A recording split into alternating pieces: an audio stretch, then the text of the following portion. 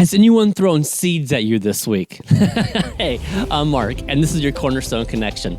Well, what I mean by throwing seeds at you is I mean, has anyone spiritually invested in you this week? Or maybe a different question is, have you thrown seeds at anybody? Have you spiritually invested in somebody this week? Well, I can remember when I was in high school, and there was a guy, I wasn't a Christian yet, but there was a guy who threw seeds my way.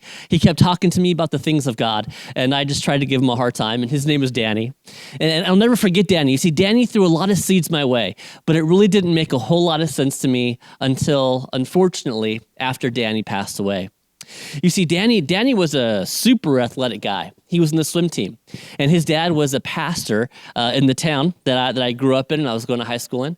And they were on a youth trip, and there was a lake that was out there, and on the surface of the lake, it was super warm. But then just a couple feet down, it was freezing, like numbing numbing cold.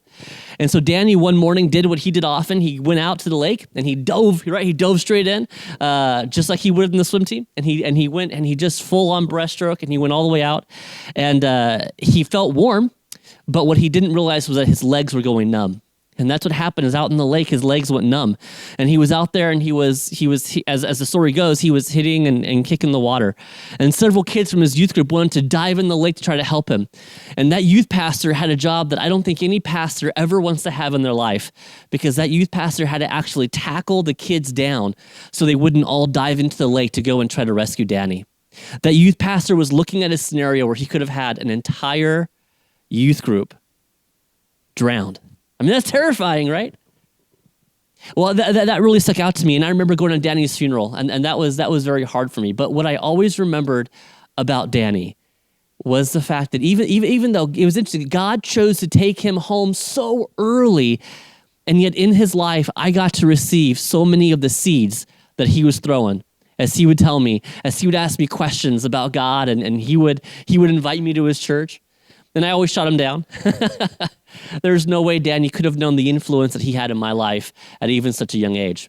Well, in today's reading came out of Matthew. It came out of Matthew chapter 13. And it talks about the seeds in Matthew 13, right? There's those seeds that fall down, the bird comes down, and Jesus says that's like the devil coming down spiritually attacking the person. And there's seed that fell on thorny ground, right? And he talked about how that's like the cares of the world that chokes up that seed. But then check out what it says down here, and I'm in Matthew chapter 13, and I'll be looking at verse 23, if I can find it.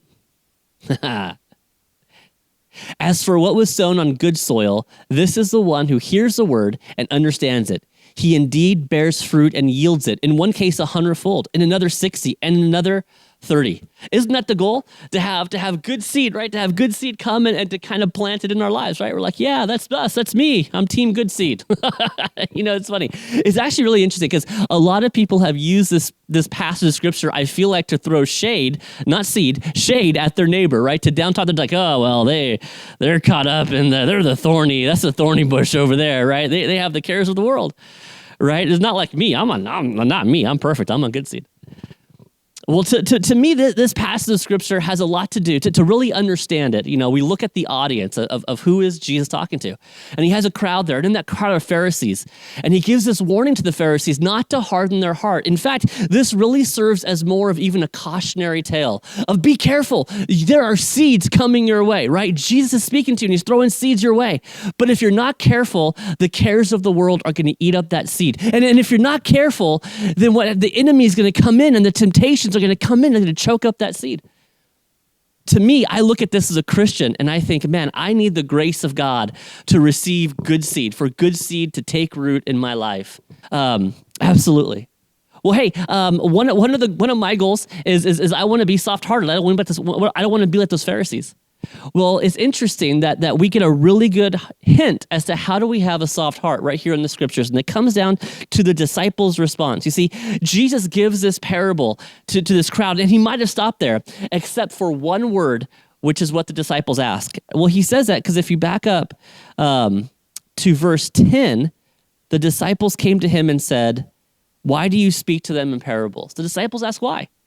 right? The disciples don't get it. They said, but Jesus, why? And they have the courage to go to him. And because of that, Jesus lays out this beautiful explanation of these parables. And he even goes on to share additional parables with them. Why? Because they asked the question, why? You know, one of the things I think is so key in our Christian lives is be willing to ask God why. Ask God why, right? Why? God, why? Why COVID, right? Why sickness? Why am I losing my job here? Why? Because as we go to God humbly and sincerely, we open up our hearts, we let our hearts soften, and then we let those seeds, man, really take root. And that's good stuff. Well, hey, thanks for tuning in, and we'll see you next time.